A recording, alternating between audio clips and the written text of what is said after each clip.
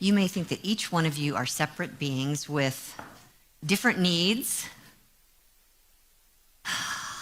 different hair colors.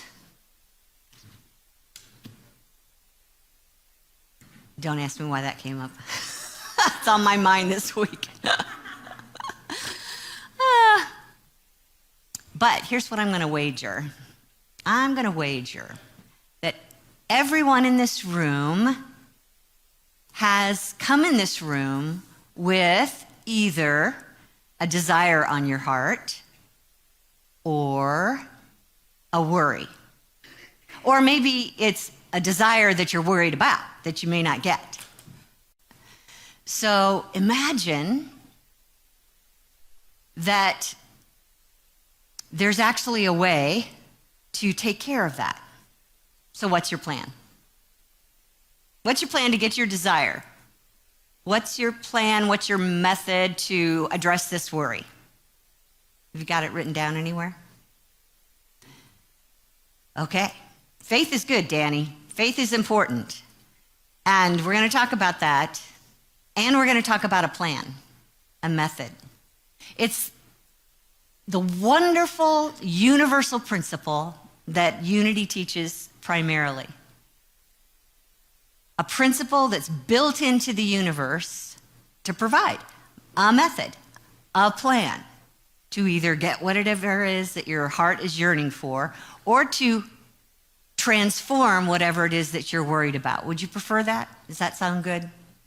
You're living, would you? Okay, just want to make sure you care, otherwise we're all going home. So this is our creative process. And yes, there's still going to be challenges, even when you know the creative process. It's very typical for living on planet Earth to run into challenges.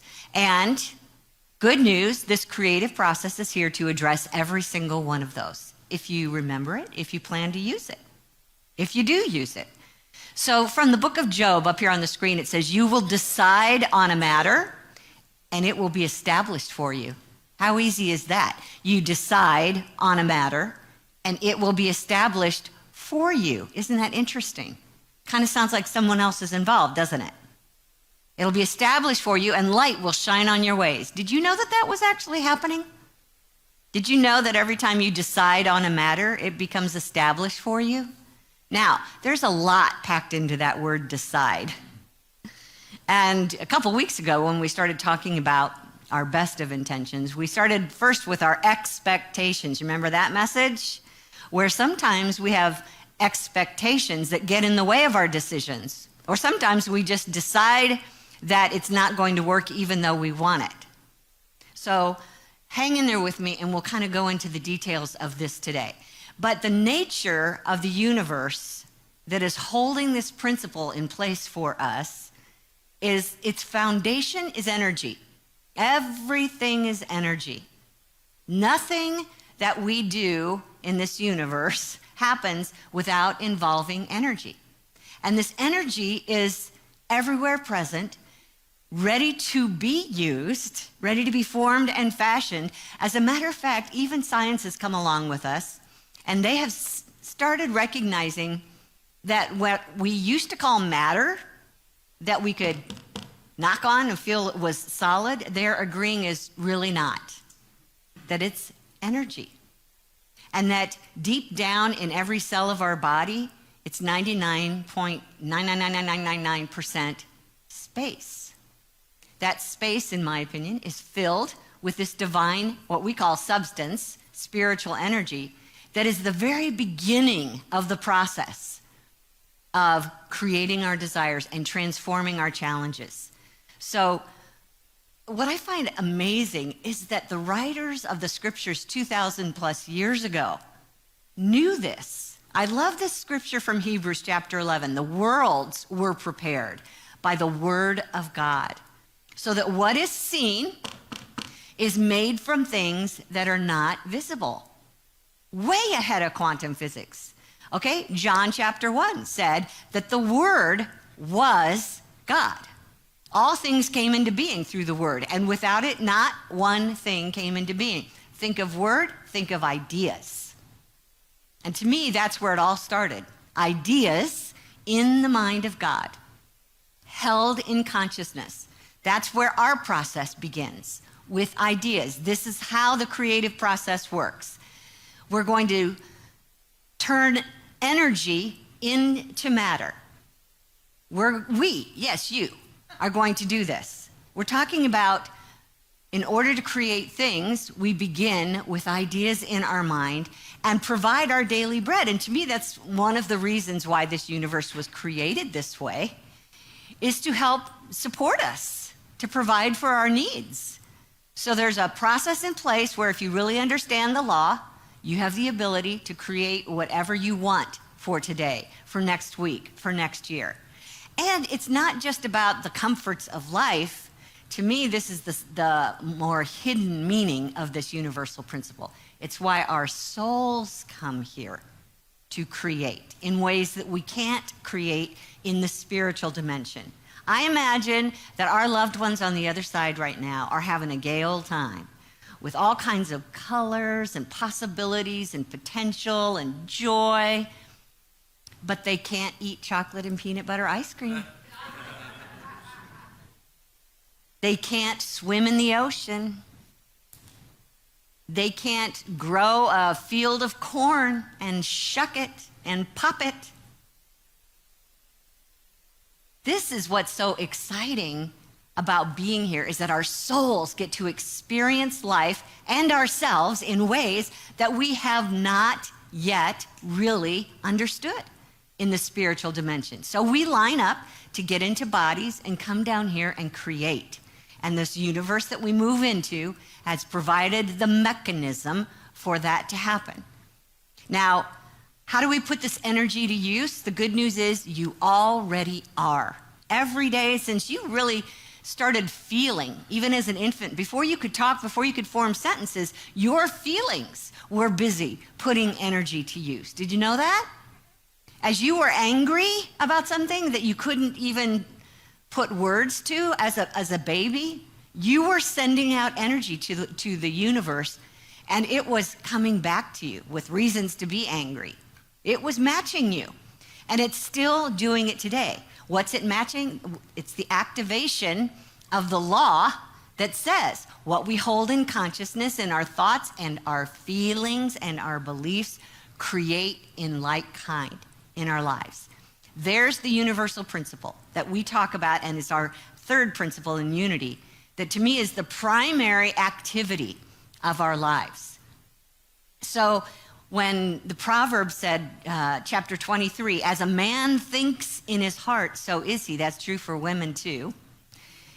As we think in our heart, so are we.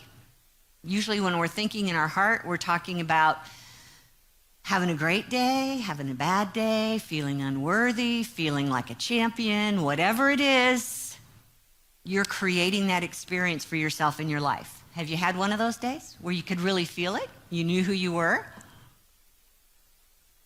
So Jesus put it this way. He said, the measure you give will be the measure you get back. If you treat people with disdain, it comes back to you. If you treat people selfishly, it comes back to you. And it can work both ways. As Job told us, truly the thing that I fear comes upon me, and what I dread befalls me. So it doesn't really matter whether this is positive or negative. The law is still working, and it's listening. These two quotes, I'm going to use a lot of quotes today because this primary teaching that we share in unity has a lot of information about it that many of our unity writers have contributed. So from Charles Fillmore, our co-founder, he said, all structures are built by thought power. The omnipresent invisible substance, or thought stuff, is ever ready to take form in accordance with one's mental pattern. What do you think about a lot? Joseph Murphy, another good writer on this topic, said that your mind is basic to all living, and it gives life, substance, and form to what you accept and believe to be true. Everything you look at came out of the, here it is again, invisible mind of man and of God. Man is what he thinks all day long. Women are what they think all day long. Yikes. Pay attention. Pay attention to what you're thinking about all day long. So, it's not that the law is here to punish us for thinking bad thoughts or low vibration thoughts. It's just the way that the universal law works. God's sun shines on the righteous and the unrighteous, Jesus said, which means it doesn't matter who you are or how you think. This law is going to work the same for everyone. Not to punish us, it's actually meant to provide for us. And if it's not providing for us, then let's talk about what we're holding in consciousness. Remember last week when we were talking about the very best of intentions? Our focus was meant to be on God first. If we could get up and have a day where the first thought is God. Every time we change direction, we have something new to do. If our first thought is, how does God see this? And then let that idea drive you forward. Now you've got spiritual truth and power behind you, and they're informing what it is that you do. So Franklin Fillmore Farrington, never heard of him before actually, and don't know if he's related, said, things that are seen are low vibration. The unseen, abundant substance, is high vibration. Think God, life, light, love, mind, intelligence, spirit, substance, power, truth, success. Those are all formless ideas, right? And you are at the threshold of supply. Pick any one of those. Hold in consciousness. When I get out of bed on Sunday morning, I put my feet on the ground and I think power, strength, clarity, balance, order, wisdom. I just call out these divine qualities of God and know that they are just pouring through my being and expressing outward. So that is the day I'm planning. Does that make sense? Any one of us can do that. Pick any one of those words that you would like to see expressed in your life and begin to train your mind. That's what we're doing. We're training our mind to see through the eyes of spirit.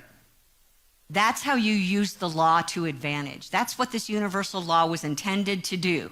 Now, most of the time, last I heard, we think, each one of us thinks 60,000 thoughts a day. Last time they counted. I don't know how they counted that. But 60,000 thoughts a day go through the human mind, and someone would say that it's pretty much the same thoughts that we had yesterday. Can you see how that's possible? Because basically we keep doing the same things we did yesterday. It's kind of rare when we have multiple days in a row that are filled with all new things. I mean, I don't know if that has ever happened to anyone, where tomorrow, let's try that. Let's try getting up tomorrow. Well, shoot, right there, we're repeating what we did yesterday. But once you get up, let's try doing everything differently. And just see if we can't change a few ideas in our mind. And you will start to notice. It might feel hard. It might feel like a rusty wheel that you're trying to get going when you're thinking of a new thing to do. Cut yourself some slack, but for sure change what you eat. Make sure that all your meals are different than things that you've eaten before. Wouldn't that be fun? No. I heard that. Okay. Well, here, this is going to help us. Instead of seeing things that you're working with in your life every day, see energy. Call it energy. This is energy. When I touch something, say, this is energy. This is energy. And when we're trying to create something, we're thinking, I'm using energy to create this. I don't need money to create this. I need energy to create this. Did you think about that? That's exactly what's happening. Stop thinking things, start thinking energy. What we're trying to do is retrain the mind and get it away from this belief in lack and not enough for everybody, because energy is infinite, yes? God is infinite, yes? And that's the foundation of everything that we're creating in our life. So switch over to start thinking of energy instead of things.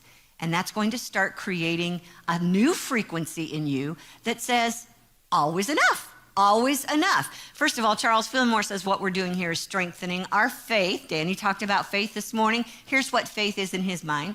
Faith is the perceiving power of mind. In other words, how you see things, what kind of meaning you give them. So depending on the meaning that you give them, you're actually also joined with the power to shape substance. If you strongly believe that this is what something means, then it will then respond to you in like kind. So the way John Randolph Price said is, this way of thinking will soon condition consciousness to the truth of plenty, plenty, plenty everywhere. If you start training your mind that everything that you're seeking begins in energy, it's telling yourself there's plenty, plenty, plenty everywhere. And so that helps to lower that frequency of fear of not enough. It starts to remove that idea of doubt from consciousness. Isn't that good news? Is it that hard? No, Kitty says loudly. No, it's not that hard. We just need to get in the habit of energy instead of things. And this is another thing that I love about Unity, is how we teach these spiritual principles as practical application. That's our fifth principle. It's nice to know these spiritual principles, but it's more important that we actually apply them, live them. So I'm going to ask our volunteers that went to the vision board workshop and brought your vision board, if you'll come up with you here and stand next to me, bring your vision board with you. You know who you are. And one of the tools that we use and then we apply, Deb, will you come up too, please? That we apply to this particular practice is our power of imagination. So let me start with Deb, and I'm going to ask you to just explain to us what the nature of the vision board workshop is about. Well, it's everything that Kitty just said. Okay. But so think of it as we use our hands, we use our creativity, we use our energy. So we're co-creating with God as we make our vision boards. And it is a combination of our humanness, like training our brains, our actual brains. If we're training our reticulating activating system within our brain to filter out anything we don't want, because as you said, Kitty, we have so many thoughts and so many things coming into our mind that this system within our body has to decide what gets through, that we notice. And you're training, the vision board is training your mind to say, this is what I want. This is what I want to notice. And this will automatically happen in our brain and mind. So I love that part. And the quantum physics part, we talked about that. And the spiritual side, which Kitty just shared. And this year's vision board was called Live Your Vision, Love Your Life. Because when we can give our vision boards the love and the aligned action, the joy in that, raising our vibration, as Kitty says, we can bring these into our reality. And that's what I love about vision boards. Wonderful. Thank you. I'm going to take this now down the row here. Thank you, Goldie, for doing this. Do you want to share your vision board with us and tell us just like one or two things on it and what you plan to do, why you put it on the board? I'll just point out one, and it's this one in the middle. I know it's kind of hard to see, but it's got a picture of, it looks like things are showering down on this woman. And every morning I wake up, I say I have happy, healthy love cells that flow throughout my body. And I found happy, healthy, and it looks like things are flowing down on her, and prosperity just rains all over me, I like to say. And that love and light is showering me. And if I feel that way every single day, life will be good. Wonderful. Thank you. I'll let you step down. I'm going to go to Jen next. What's something you want to show us? Hi. I did this experience twice, last year and this year, and it was a totally different experience based on my perspective.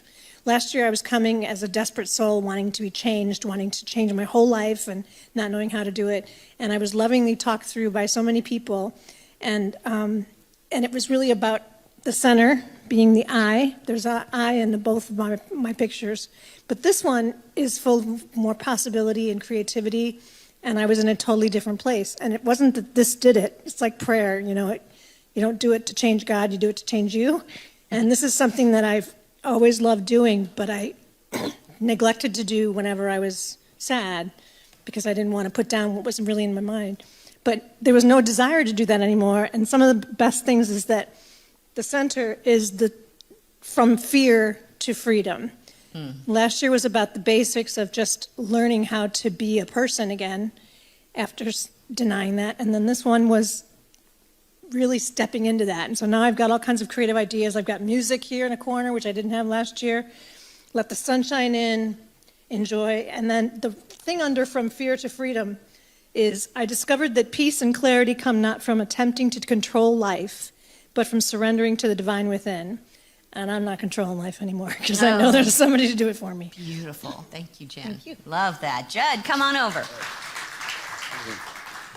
No judging. Those are a lot better than my board. We do not judge here, do we? So I divided my life into 3 categories: business, personal, and community service. That's sort of who I am. But what I got out of it is, first of all, the experience was awesome.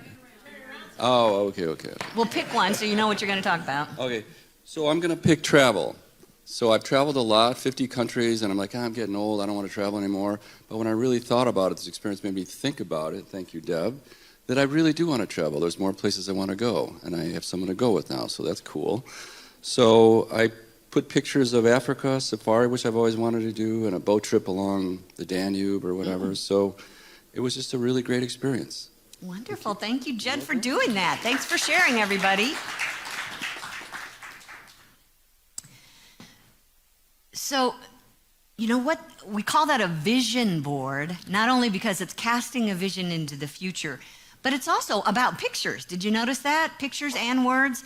Pictures are something that our power of imagination create more juicy energy than just thinking a word.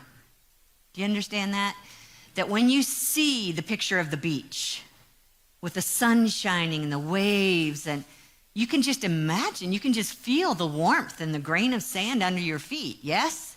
That's what picturing power does for us, is it starts to strengthen our magnetic energy so that we are now calling in more easily things that match what we need in order to have that experience. So that picturing power is important because it helps to create feelings. And feelings are another important tool. Probably the most important tool when we're creating, because they've got the loudest energy that is flashing out into the universe and saying, I'm here and I'm feeling excited. And the universe says, well, let's show you all kinds of opportunities to be excited. So that's one of the ways that we learn how to use this universal process on purpose, is to generate feelings as if it's already complete. Neville was another spiritual writer who said, when you know what you want, you must deliberately focus your attention on the feeling of your wish fulfilled until that feeling fills the mind and crowds all other ideas out of consciousness. So our goal is to think of the desire and feel good about it as if it's already done. Now, your ego is probably going to argue with you about that because we don't see it yet. But that's what your imagination is for. Go back into the picturing power until you can imagine what it will be like if this were already created. What's my desire? If for some reason a doubt comes up, well, that's one of those expectancies that also carry energy that get in the way that we talked about in the first week of this series.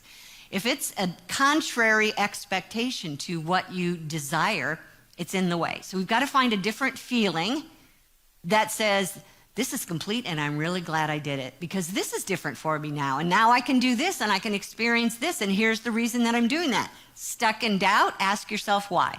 What is it that I doubt? Where did that belief come from? We call those error beliefs, and they usually form early in life and through repetition. So just notice, what's the error that I'm holding that's contrary to God in my life?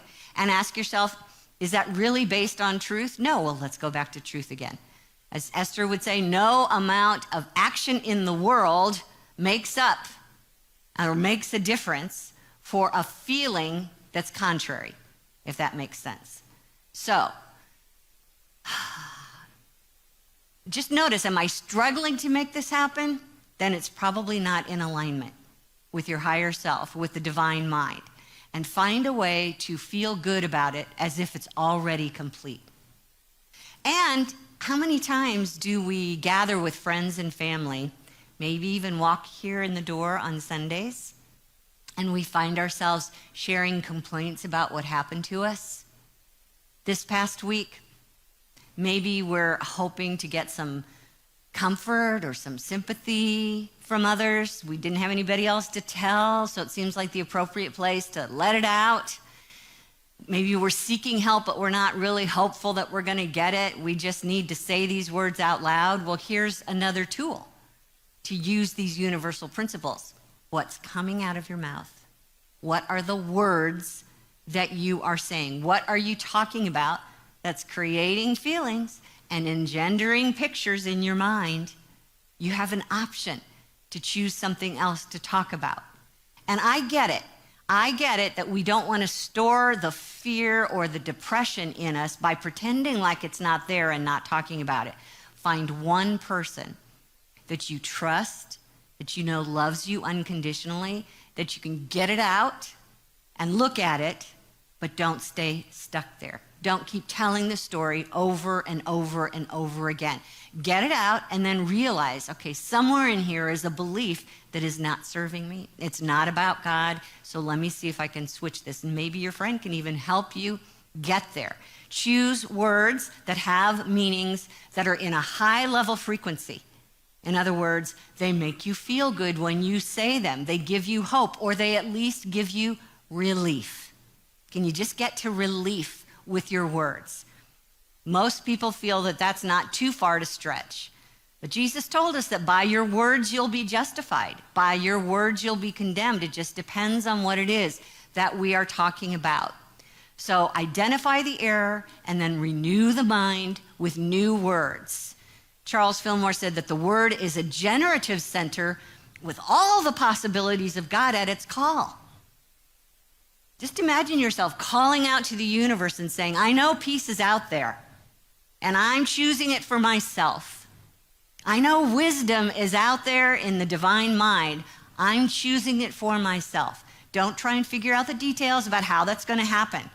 Just trust that it's already been provided. God's done all God can do. Now it's our job to claim it with our words. Say out loud what it is that we want to experience.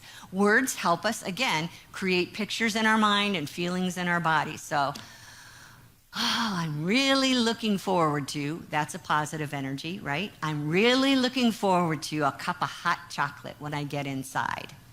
Can't you just feel that? That's a feeling word in you. That's a joy idea in you. Those are creative ideas that you have available to you at any moment. So picture what it is that you desire, feel it, and talk about it. Jesus said that if you do not doubt in your heart, but believe that what you say will come to pass, it will be done for you. That's a mighty big promise. That's a universal law. So use words that set an intention. It might even be writing a little story out for you. And this is kind of where I wanted us to focus today, because rarely do we do this. I would love to get to the point where one day I say, how many of you have a notebook at home that has written out something that you are creating in your life, a story about it, that this is what it looks like and this is how it feels and this is what I'm doing towards it? How many of you have one of those at home? And I would just love it if everybody in the room raised their hands. It's perfectly normal that you don't raise your hand because most human beings don't even know why they would do that. But you know why. I'm reminding you today why this is important. Those words are power. And they are something that we all know how to speak. And if you come here long enough, you know what the words are that you might want to choose to write down, to think about, to say out loud. But even the prophet Isaiah from chapter 55 said, my word that goes out from my mouth shall not return to me empty, but it shall accomplish that which I purpose and succeed in the thing for which I've sent it. It's a powerful tool. Give it some energy. Another tool in using this universal law is to go to the end and become the desire in your energy, in your heart, in your beingness. Become the benefits of why you're going after it in the first place. Ask yourself, why do I want this thing in my life? What will be the good of it? How will it serve me? And then see if you can't choose something more spiritually related, another divine quality that will play itself out when you're living this experience. So let's talk about this. One of the primary things human beings try to achieve is to make enough money to feel comfortable. In other words, not fearful. So money, a big thing on people's lists that they may say, I don't have enough of. Why do we want money? Tell me. That's how we get stuff, right? Stuff that we need. Our daily bread, as Jesus might say. And that's perfectly normal. It's kind of the way the universe was designed. So that's our desire, to fill a need, and we think we need money for it. But is it really the thing, or is it something else that the thing brings you? What's a common divine quality that you experience when you have the thing? Peace, joy, abundance. Abundance is not a feeling. Find a feeling. Comfort. Freedom. Ta-da! Freedom. Yeah. If I have enough money, I would be free. Okay. Be that now. Be freedom now. Find a way to get into your thoughts and your heart and imagine you're already there and you already have money. It's just not an issue. Anytime you need something, there's always plenty of money. Remember, plenty of energy, plenty, plenty, plenty. Feel that sense of freedom right now today before you figured out a way to manifest it into form. That part will take care of itself more so when you can first just be freedom. Suddenly your life will just start looking like freedom to you. And you may find out it has nothing to do with money. You may find out that what you really needed was a change in consciousness, a change of belief in how you see life. Start with freedom. How about when you are seeking a new relationship? Why? Why do you want that? A new relationship. Maybe you've never really had a close, intimate relationship with someone. Why do you want that? Companionship? To feel safe? Joy? Fun? How about to feel loved? Most people desire that in their lives, to feel loved. Be that now. Be in harmony now. If your relationship that you're seeking to create in your life is something that will be harmonious, of course you hope that, then you be harmony right now. You get along with everyone. You find a way to love everyone. You let that be your primary energetic beingness and watch yourself just attract people in your life that want to be that love for you. And let's talk about if you are seeking a different home, a home for the very first time. Why do you want that? Security. Comfort. You want to have that place where you can go home and feel like, I'm safe, I'm secure, I've got a roof over my head, I can make this be any way that I want it to be here. Be that now. Be safe and secure right now, no matter where you live. Hold that in your energy as if you know there's no power working against me. I know God's the only power in the universe and God loves me. God gives. God's always giving. So I can be secure and comfortable right now. And when you do that, you make yourself a match for an environment that repeats that. Hence the new home. Very common when our bodies are upset. We want health. What's the real reason that we want health? Freedom, strength, life. That's probably, if we're going to go to an emotion for health, emotion related to health, I think life, you may not think of life as an emotion, but I do. Think of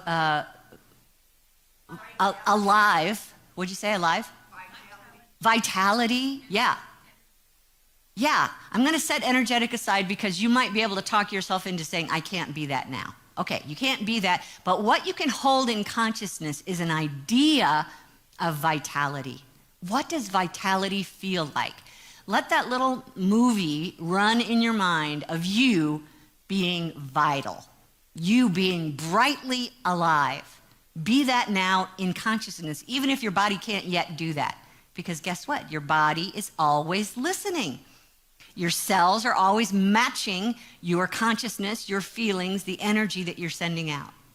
So we can actually be what we desire first to help become that magnifier and that magnetic tool that draws more manifestation of the same kind in our life.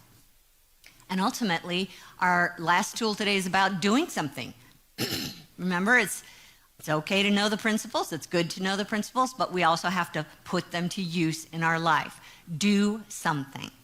So that means that we don't necessarily have to know every step of the staircase before we get started. Just start with the first one, as Martin Luther King would say, and start using this energy in a way that is aligned and feels good with where you're headed, with what you want.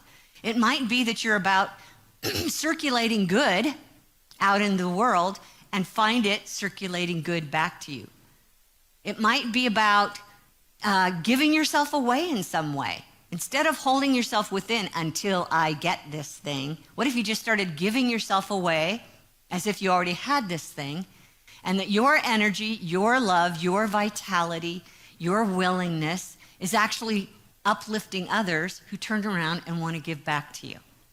What about taking a risk? Oh no, not that's too far. Don't ask me to take a risk. You know, there was a survey done a few years back. They surveyed people in 33 different cultures.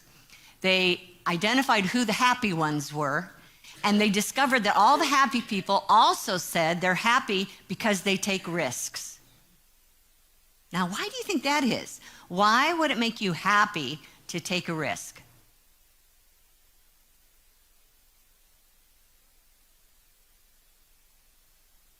Your imagination can see what's possible, and it feels good. You break the barriers. If you succeed in taking that risk, you want to take more. It strengthens you. So when you take a risk, it's less about running from your fear, and it's more about moving towards your dream. Do you see the difference? Okay, so obviously, it's going to be a wise risk where you're not jumping off a cliff for a joyride, but you're taking a step that you may not have taken. And you know what? To me, that's the number one fear in a risk is it's new. You haven't done it yet. You don't know how it's going to turn out. That's what makes it a risk. This is where you lean back into your energy everywhere that is for you. Remember, one presence, one power, all love, all good. It's all for us. If we don't take a risk, how does anything new get born, Kitty, as she was about to turn away from starting Unity in Naperville and do something safer, like just go get a job at an employment agency as a church that already exists? But Spirit said, how does anything new get born? So here we are, with a chance to really create our life and take a risk at the same time. That's how creation happens. Okay, we fear something. Go back to the question, what do I fear? What's my belief behind it? Why do I think that it has any power over me when who's my only power? God is my power. You know, one of the things that we might want to do is go back to our words again and use what we call denials in Unity, which is not pretending that this isn't happening to me. A denial is saying that fear, that thing has no power over me. So up here on the screen, here's a few that we can say. Let's go down the list. Lack has no power anywhere. Imperfection has no power anywhere. Failure has no power anywhere. Conflict has no power anywhere. Fear has no power anywhere. Why do we know that's true? Because God's the only power. Is God any of those negative energies? No. Keep coming back to the truth. And don't try and have it all figured out. Just take the one step at a time. Keep walking toward your desire, and you will find your energy being strengthened and aligned with that desire. So just ask, what's one thing I can do? One thing I can do that is headed in that direction. that will support my intention. So, one last thing that we do often in Unity, we do it here every week, is use affirmations. The difference between these and denials is now we're affirming what is true about God regarding this situation in my life. So here's a list up here on the screen. I want us to say them together. There's always plenty everywhere. Wholeness and perfection are everywhere. Love is everywhere. Now notice what you become in these next three statements. You become this. Together. I am the open channel through which substance is flowing as wealth. I am the open channel through which life is flowing as health. I am the open channel through which love is flowing as harmony.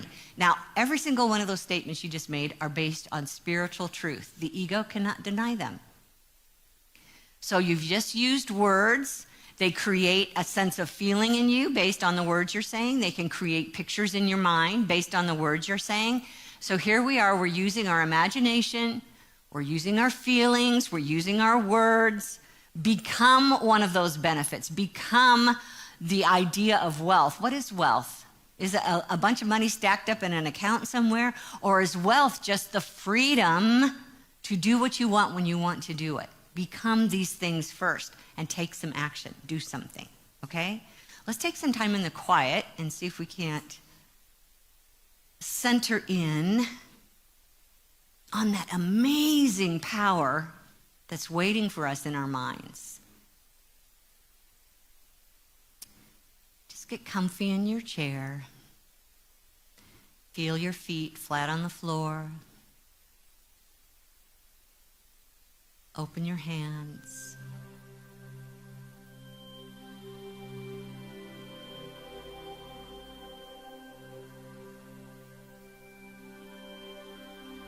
Take a moment to go through your mind and feel down into your heart and ask this question. If I could feel anything right now, what feeling would it be?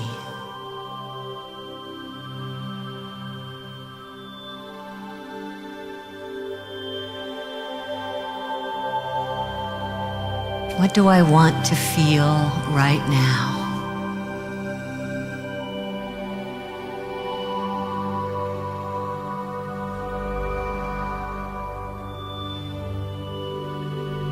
Maybe it's peace or comfort.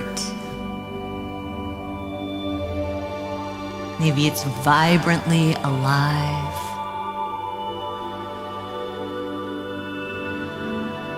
Maybe it's a sense of worthiness.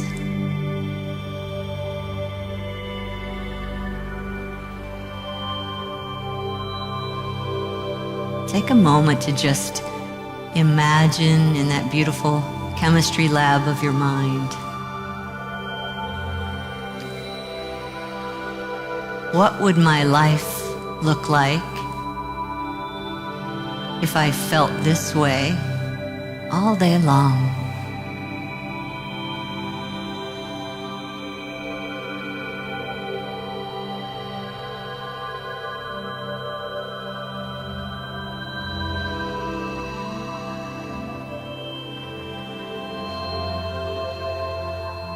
What would I be doing that I'm not doing right now if I felt this way all day long? What would I start doing that I haven't done if I felt this way all day long?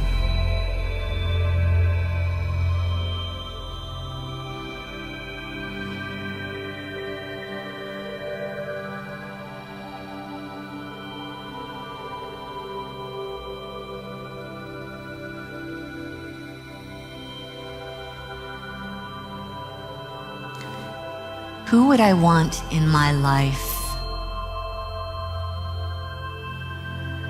that would support my feeling this way? Not that they have to do it for me or make a way for me, but just to match this feeling. Who do I know that matches this feeling when I'm around them?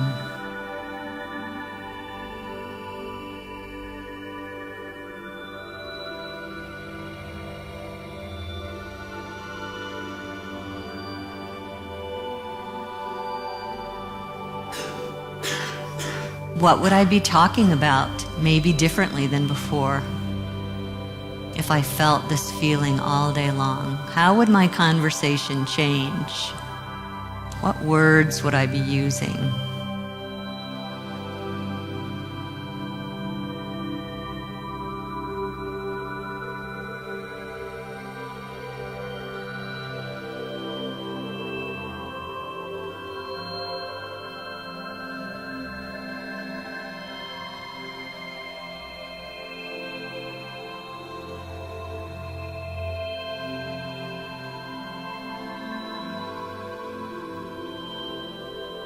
What would my life look like if this feeling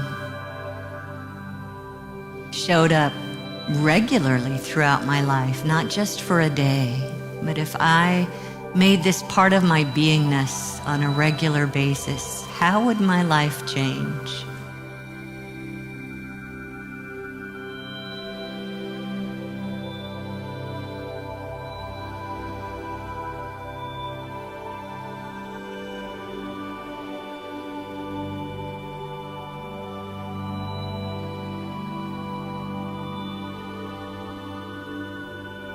I'm so grateful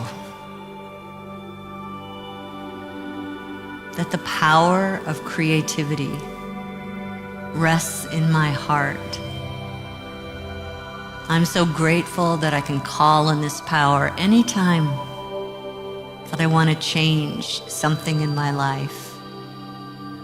I'm looking forward to using this power more often, consciously, on purpose, with joy and gratitude, to not only create a life for me that feels good, but to be a presence in the world that radiates good to others. I can do this. I am doing this. I am choosing now to do this. Grateful to know that the divine universe that I dwell in is working all things together for my highest good. This is the truth of the world and the universe I live in, and I gladly join with it and let it be. And so it is. Amen.